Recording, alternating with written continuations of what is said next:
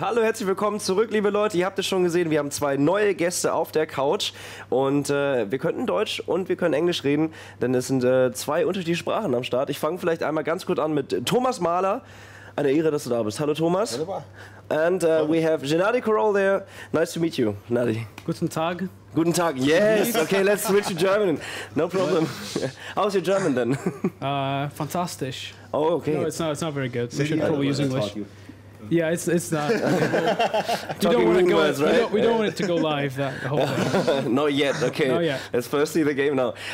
You guys, you working on Ori and the Blind Forest. That's true. Which actually, well, it made the E3 explode, I guess. So you won a lot of titles back in the US. And everyone in the world who's interested in video games, they saw your trailers and they saw your work actually, and everyone was like, "All right, is this Limbo again? Oh no, seems to be something different." And everyone is kind of hooked up. And right now you're here, and we're really proud. You brought a build with us, yep. Thomas. You always try to convince Eddie, a mate of us, to be a better person.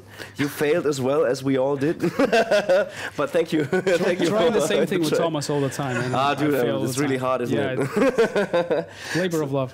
So now you're the game director, Thomas. Yes.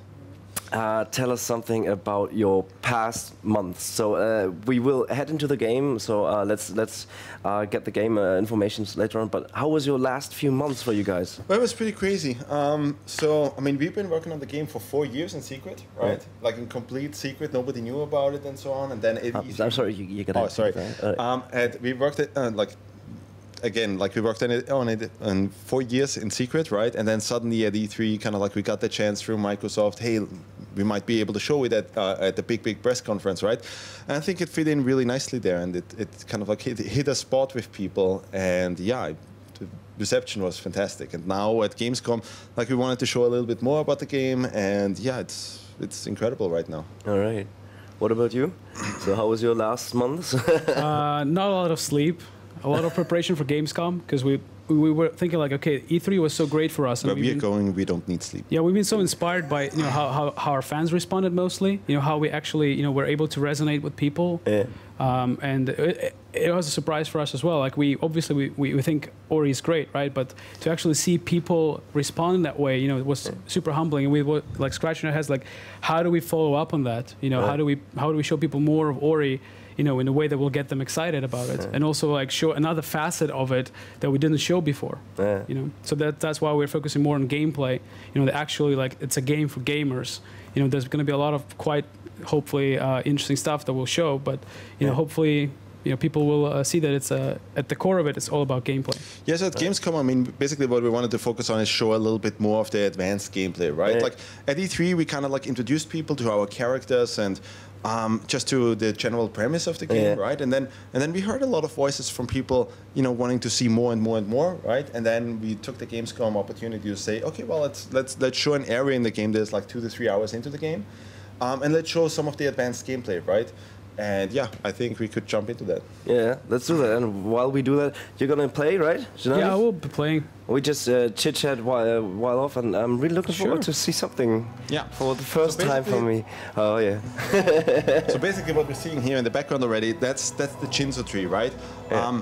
It's an area that is 2-3 hours into the game, and generally, what we can talk about is the development approach that we had. Like, obviously, when we started development on Ori, we had a little platforming demo that already felt really good, but then we had this idea, we wanted to create things without any technical limitations, right? So we sat down with our animator, right, and just kind of like had him make videos, like concept videos, and of moves that we would be able to do in the game, right? And one of the videos that we made. Videos that we made was of Ori kind of like zipping around the room, like bashing off of enemies, never touching the ground, doing crazy acrobatics, right? Yeah. And that's basically the video that informed the bash attack that we're showing today. All right, So if Gennady can, he already acquired the bash. So you see that here, right? Like once you get the bash, you can actually bash off of any object in the game. So you have these kind of like little lights, right?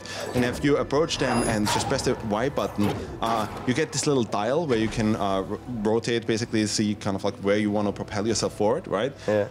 But the cool thing is that it works with anything in the game. So any enemy, like you can also do it with enemies. You can use it to bash enemies into spikes and so on, right? That kind of stuff. But it also works on things that would normally hurt you, right? So you have projectiles like that, and you could just bash yourself over that, right? Nice. And then there's another thing, like it creates this really cool flow where it's like you kind of like fly through the levels with that, right? And if you see that here, what he's doing is when you actually bash a projectile, the projectile flies into the opposite direction of where you're going, right? Yeah. So you can actually also use it to open open gates and so on, like that kind of thing, break stuff, or even throw the projectiles back at the enemies to kill them and so on, like that kind of thing, right? Nice. Yeah. Nice. There's a lot of information in this. Get it on, man. We're prepared. That's another thing here. Like every area in the game, like we were super inspired by things like, you know, the Nintendo games of the 90s and how many ideas Nintendo packed into their games, right? And you always had this feeling of, oh my God, like another developer would have made 5 games with that, right? And the thing, like what we've shown at E3 this year was kind of like this open world thing, right? There's this very open kind of like exploration section where you just explore and so on. And then in the game though, we wanted every area to feel different, right? So it's kind of like back then with games like, you know, Super Mario Bros. 3 where you went to the schoolyard, right? And we're like, oh my God, have you been to World 4 where everything is huge? It's amazing, you know, and everything was like, there were so many ideas in that, right? And that's kind of like what we wanted to do there. So the Chinzo tree is basically, it's a section where we really focused on vertical gameplay. So you kind of like go from the bottom to the top, and then on the sides you have these portals, right? And we've already kind of like seen that where he exits to the right and then re-enters to the left, and we're using that in many different ways. But here we kind of like really focus on the bash attack. So you see these enemies that they were already in the previous area, and they can be kind of pesky, right? But once you have the bash, you actually can use them as a platforming tool, right? Because when they spit at you, suddenly you can use their spit, right, to kind of like catapult yourself forward, right?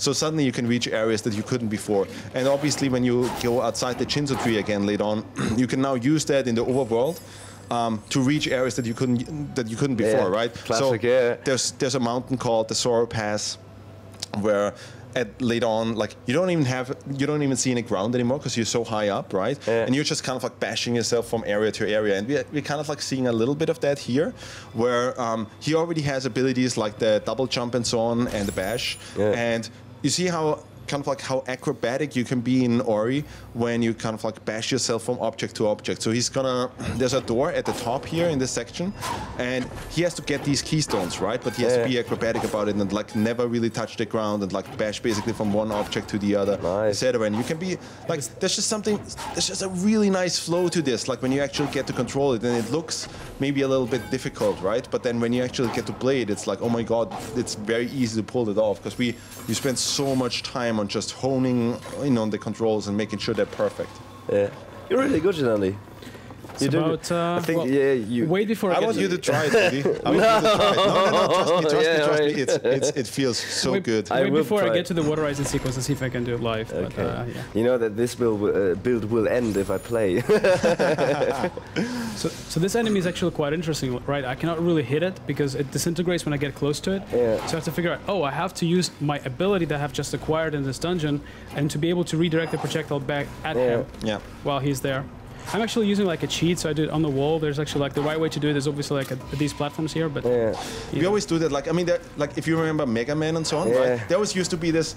There's one cool way of doing it, right? Of like defeating an enemy and so on. And we're paying a little bit of homage to those kind of things. This is really cool. Actually, I don't know. The stick on this controller is super sensitive. Many people really know that, you know. There's such a deep gameplay in it, actually, because I think most of you know, if you just saw the trailer and didn't kind of hook deeper into it, they maybe think it's more, you know, the narration, just, you know, concentration on narration maybe, and more Limbo-esque, more puzzles or something like that. But this is. It's really this is Metroidvania and a platformer, right? Absolutely. I mean, that's the thing. Like we do mix it with story at all times. Yeah, like, sure. We intermingle that all the time, right? And that's usually for a 2D game. That's not that's not what you like. Story isn't necessarily like the strongest suit of a game like that, right? Like if you look at Mario or Rayman or something, you don't play it for the story, right? So that was the challenge. It's so heartbreaking with Mario all the time. That was the challenge that we had there, right? Where it's like, hey, we really wanted to make sure that we push all of those areas and also kind of like really intermingle that and put, like create this nice flow where it's like, hey, there's a bit of gameplay and then the story keeps going and so on, right? So here basically the Shinzo tree, like there are big objectives that Ori has basically in the forest, right? And the first big objective is you need to bring the water back to the forest. Right. So there's no water in the forest, or the water that is there is kind of like this murky water that Ori can swim in, right? So in the Shinzo tree is the tree of waters, right? And we see the heart here, but the heart is all kind of like corrupted and so on, right? Yeah. So we need to kind of like find a way to cleanse the heart and then bring the water back. And that's what we're focusing on here, right? And yeah, with this build, we definitely wanted to show there's lots of meat to it in terms of gameplay, right? Yeah. Like I mean, at E3, we've shown the start of the game, but we really wanted to do something with Ori where in terms of like the abilities that you have and the gameplay that you have, like create something that you haven't really seen before in a 2D platformer, like the way it controls, the way it feels, the abilities that we have. This is like 2 or 3 hours in and we're doing already like pretty crazy stuff with it. Here's a challenge where basically, like, Gennady went to the top, right, and was blocked. Like he wants to go to the core of the heart, and he was blocked, and he has to find a way to actually destroy that blockade, right? Yeah. So he finds that projectile here and actually has to race it, and kind of like direct it through the entire room by using the ability that he's learned to actually open it up. So I actually have to think in this case, like, okay, how do I use what I have in the environment and the ability that I have learned to actually outrace that projectile? Yeah. So there's puzzling as well in it, and yeah, sure. Yes. So that's the thing, like we always want to make it a little bit like, like, hey, there's platforming, then there's enemies and combat, right? And there's these kind of things in there. So there's always variety, right? There's always something to do. And at this point, we kind of like expect from the player already, like you've seen that, hey, we're like, you can bash off of enemies, you can bash off of projectiles, you can bash off of anything, right? And we kind of like expect you to be able to do that now. Yeah. So we're just throwing everything at the player at that point already, right? And then we see a very similar thing here where it's like, hey, there's a blockade to the right here. I probably should save. Yeah. And then, that's the other thing. I mean, we've explained that a little bit at E3 already, right? But there's a very unique save system that we have in the game, which is called the Soul Link.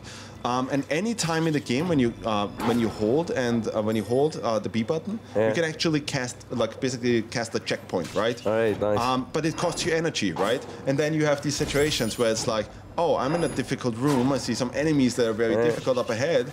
Do I spend my energy on the strong attacks, or do I actually cast a save, right? Like that kind of thing. Nice. So it's there's a little bit of a resource thing in there as well. Yeah.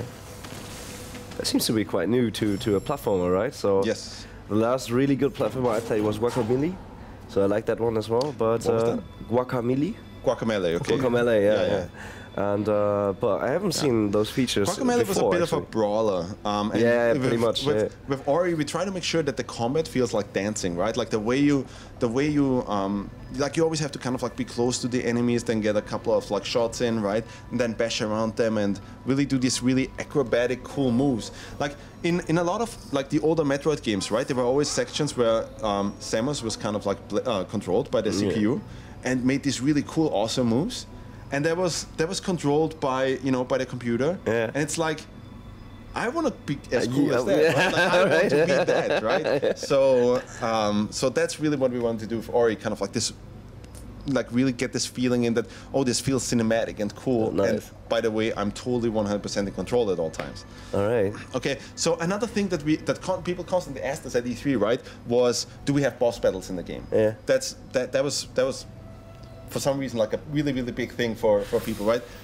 So, it looks fine, and then people want to know if you put in bosses, how would they look, and maybe are they mean or maybe are they nice? Sure, but look, I mean, what we show here is like one of the sequences that we have in here that is similar to a boss battle because it also asks you to do to use the abilities that you just learned in multiple ways in order to get out of it, right? But we wanted to kind of like do more than the typical boss battle where it's like, hey, we introduce some arbitrary monster and then shoot 3 times into its eye and it's dead, right? Like, I've seen that so many times in games, it's always coming back, so it's just always like the same thing, right? And we wanted to do something different. We wanted to do something where it's like, let's do something exhilarating, frantic, crazy, right? And at Gamescom, we've already kind of like shown this sequence.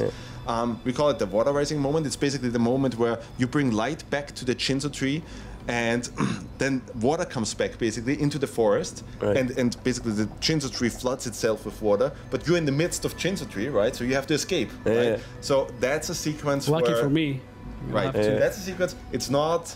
It can be quite challenging, so I hope Gennady is able to pull it off. Don't feel pressured, it's all good, man. Wish me luck. All right, so let's jump into it, right? We made it extra beefy for the presentation. Let's take a look.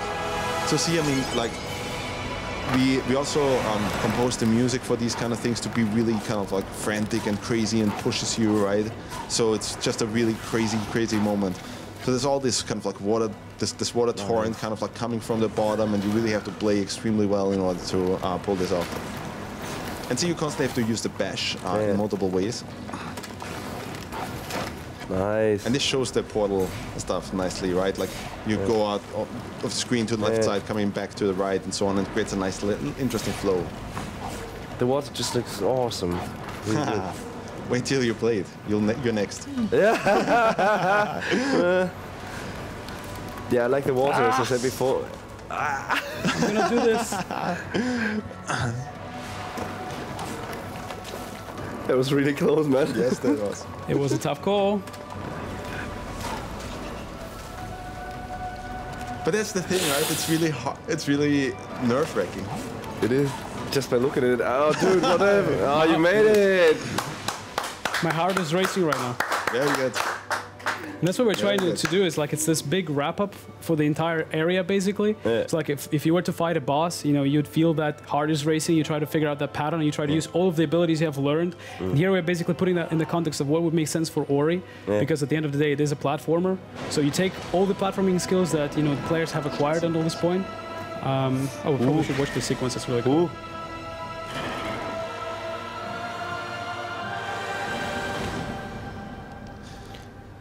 And that's usually where people ask us more about, hey, can you tell us more about the story, right? But we have a couple of upcoming events, right, where we are actually going to take a longer look at, what is the story, what did we develop, like how did we develop ways to actually bring that into the game and so on. And we've already seen in the trailer a little bit, like the story is inspired by things like The Lion King and Iron Giant and so on, and it's a little bit, it can be kind of like, little bit of a tear wrencher, right? Like it has quite a sad kind of like thing to it. But we really try to tell a story that I think is quite unusual for games, right? So let's see. Can you tell us something about the story, please? No. Maybe later. We're looking forward to that. So actually, thank you very much. This looks great. Shall I try that level again? Absolutely. I'm just going to put you in there. So I'm going to debug you, so you might not want to take that on video because I'm going to be using some debugging tools to get you out there. But all right, no, just make it real. You can just move yourself up there. For the sake of time. Oh yeah, okay, that's good. Thank you very much. So see, I mean, the other cool thing in the game that we have is there's no loading time or anything. Like we all grew up playing, on Nintendo, Super Nintendo, right? And then at some point it became this, we have to accept loading time, right? And I hate loading times. So we just don't have any loading times. So do you want to sit here and play, or do you just grab the controller? I'm here. This is good here. So let me walk you through the controls you have acquired until this point. If you want to play this from. So again, this is 3 hours into the game, right? So it might be a little bit challenging, right? But Budi is a professional. No, I'm So if you use, obviously you can jump, double jump. I think you can already use the bash ability. Okay. Just don't forget to save. If you press and hold B, you'll be able to save. Just pay attention, use your energy. Try it real quick, like cast the Soul Link. Yeah, just so you can save. And you have to get used to that, doing that multiple times, right? So that it's like, after challenging things, just cast the Soul Link so that you're safe. How do you like the controls? Like, do you feel like, I mean, that's the thing, like with the controls, there's so many games out there where it's like, hey, there's a 2D platformer and it looks good, right? But then you try it and it's like, it's a little bit floaty and there's something not quite right? And we really try to get this complete crazy pixel precision into controls. I'm sorry. I like it, actually. Try to avoid the spikes, by the way. Yeah. Yeah. Those. Do it again. I just waited for his shot. Try to bait him down and then just bash off of him. And that's the cool thing. You can basically bash off of anything, right, in the game. Okay. Okay, just move down here. All right. Yeah, there you go. Oh! Wait for him. He's gonna. Yeah, you know, in every game, actually, what I'm doing first is, you know, the death animations. This is really. Nah. That's the most important thing for you. No, not at all. This is the worst excuse ever. But so just go down there and wait before he jumps on you. Then you can use them as a platforming tool. Double bashing like a pro. No, not really, man. So see, I mean, the flow would normally be cast. Again, I can't see those. I'm still living. We should probably save up there. Again. Bash. Couldn't bash anymore. Yeah. Yeah. Now I'm really bad. Yeah, to get a little bit used to it. Yeah, but cast soloing, that's good. And now just try to get used to the bash attack. But it's this nice ability where it's like, hey, if you like try to get used to it, where it's like just press and hold Y, right? And then you can kind of like fly through the room, chain it together, instead of just fly through the area, and it feels really good. Okay. See how you're redirecting it? Yeah, got it. Yeah, it flies in the opposite direction now. Okay. If you bash in one direction, the projectile flies to the complete opposite. There you go. Yeah. See? There you have it. Okay. And you want to bash it kind of like downwards or upwards. Got it. You almost have it. There you go. Oh, you're really good. There you go. Didn't want that secret bottom there? All right. Where is it? That was a secret, Doesn't but matter. Doesn't matter. Let's keep going. Yeah. We're professionals. Okay, I can't see actually because I got my the contact lenses in it, and the monitor is really slow, and my contact lenses are killing me right now. Tell me about the monitor being slow and having to back while playing it.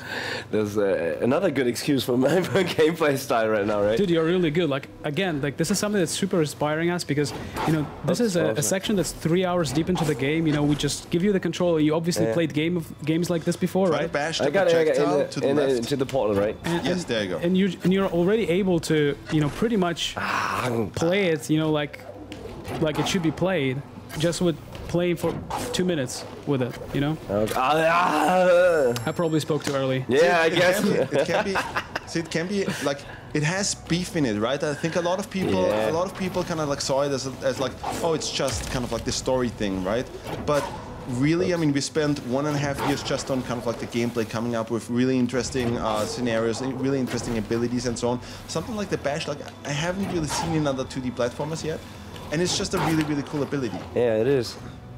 Yeah, and it just makes sense somehow. So it's really intuitive right now. Yeah. Just you bash yourself through the room. You try to hit a straight line. Yeah, I'm trying, man. I really try. Now there we go. Okay.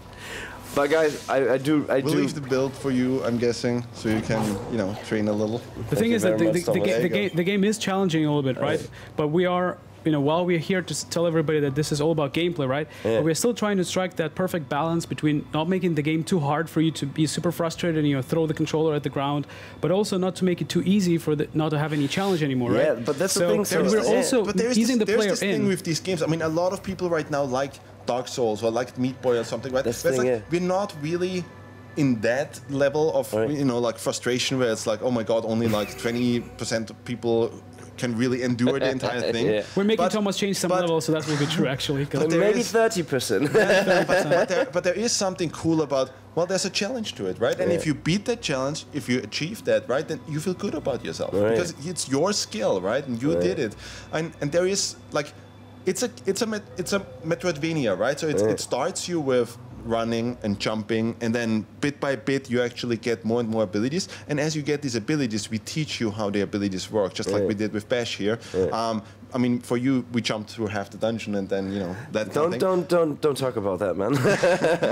But yeah, I mean, I think in terms of that, I'm really happy with kind of like how the game works, because you have moments where you see how good you feel about yourself. Like we just had Microsoft usability. Like we had 30 people playing it, and they actually have this really cool setup where you see people's faces while they're playing, right? And you see these moments where it's like, hey, they're playing, and they're like, they managed something. They managed to do something that looked really difficult. And they're like, but the face brightens up, right? Nice. It's like, it's or we really saw cool. people like just playing it, like we had been giving interviews like in the behind closed doors and just showing the press, and they were like good players that would get to the water rising sequence, press, and they would play it, and you'd see the whole body would move. They would like move with the controller, and that's like you got it, because like it you seems got to it be right. really People intense then, right? people you grab people with your game, and that's the most exciting thing for us as developers. But still, I mean, while we do, the game is challenging, we still try to ease the player in everything. Like this should be an accessible game that a lot of people could enjoy. Like we're not trying to make this hardcore game, because there's also this storytelling and this really attractive presentation atmosphere and everything. So we try to make sure that while we want players to feel, to be able to feel good about themselves when they master the controls and they can actually, power through all those amazing challenges, but we ease them into that. Like we make sure that, every single ability you get, you actually have time to learn it properly. You have time to actually understand exactly how the controls work and get to feel the controls. The game runs at 60 FPS because we don't want any input lag. So we want pretty much like remove the controller away from the player. No loading times. So there's nothing between the player and the game, right? It's just like, it's you. So when you mess up as a player, like you have to think, I got this. I need to try again, right? You don't blame the game, right? Yeah, well, but in my personal case, this is just a pre-build, right? So that's actually I can still blame the game, right? So because you can never blame the game. We also threw you in, like 3 hours into the game. So imagine that with another game, like we're throwing you halfway through the game, and it's not really halfway yet, but we're throwing you halfway into something. So obviously there's a little bit of a challenge there, right? But if you play the start of the game, I think with Metroidvanias, like they explain themselves very well, because you learn, like you get one ability after the other, and you kind of like learn that way. We're still going to be polishing, actually. What we're showing is still pretty much in development, right? So hopefully, not hopefully, pretty much like everything we'll be releasing, like we'll have to have that quality that we strive for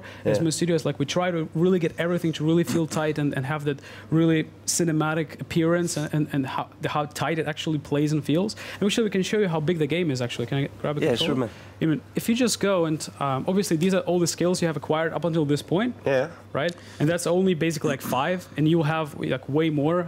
That are with your player, but you also can actually show the ability tree. Yeah, I'll show the ability tree, but like because that's just the core abilities like that you get on a critical path that you need to actually finish the game, right? But then we also have these light RPG elements in there, where it's like you actually do get experience points, right? And you actually you can choose, all right? And then you can choose a path. So if you kind of feel like, okay, well, I'm in Act 2 now, and the enemies are more difficult, right? You could actually go and invest an ability point into regroup, which is an ability that says, okay, well, after every time I cast a soul link, like the checkpoint thing, it gives me some health back. All right, okay, that so kind of thing. Or I take that ability point and put it into, hey, I want a stronger spirit flame, which is my attack, right? So you can kind of like customize a little bit how you want to play. And I think that and there are tons and tons of abilities there.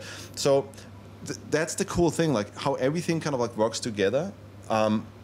It becomes this. It has this really beautiful flow, and you can also customize a little bit how you want to play. It's just, and that just kind of works. Check out how I like actually everything we played right now, right? This is the area map, right? If I just zoom out, forget about the floating head up there; it's still in development, right? But if you look at that top part of that tree at the top, that's the top half of it is what we've been playing for the last 20 something minutes. So it's a pretty big game, and again, like every area, every single area in the game, we try to make sure that it has something truly unique in terms of gameplay. Like there are things in there that we haven't shown yet, right? Like there's tons of things that we haven't shown yet that are crazy, that you've never seen in a 2D platformer before. And you played a lot, right? I play every day, right? So, but there's stuff in there that I think will be really, really cool for people who like platforming games. Yeah, I think everyone should understand that you're really into this, and you're really kind of that's the thing. looking forward to get people to play, to understand if that what you created. Speedruns at YouTube, people start speedrunning this game. This game actually is designed for speedrunners. Like there are a lot of shortcuts. There's like obviously this critical path and like the normal play, but obviously there'll be like these shortcuts where you can actually solve puzzles in a way faster way when you get all the abilities, you know exactly how the game works. So we're looking forward to people like speedrunning it, and then if you're really good at that, we could even put you in the credits. Nice. I'm not that good at it. You were all right for somebody that played it for 2 minutes. Let me try. Let me try and let me train. I will do that. So guys, no, I think we have to stop actually right now. No. So that's a pity. Yeah, that's a pity. But we have to stop. Yeah, we have to stop. I'm really sorry for that. But I think I'm enjoying the time, and I'm really looking forward to Ori and the Blind Forest. Absolutely. And I wish you all the luck that shipping this holiday on Xbox One and the PC. Really good. There you On go. 60 FPS, that's really important. 60 FPS 1080p with It's all this really amazing handcrafted art with all the layers of depth and amazing story. And I want to see what the great owl is fundamental about. gameplay. This huge owl thingy. Was it an That'll be owl? really interesting how people actually react to the story. Because Yeah, you told me. That's interesting. Okay, so, liebe Zuschauer, das war Ori and the Blind Forest, Thomas Mahler und Wiedersehen. Giordani Korol. Thank you very much. Thanks so much. Ihr bleibt noch kurz dran und Jungs, thank you very much. Really Thank you, cool Budi. stuff you're doing. Thanks so much. Cool.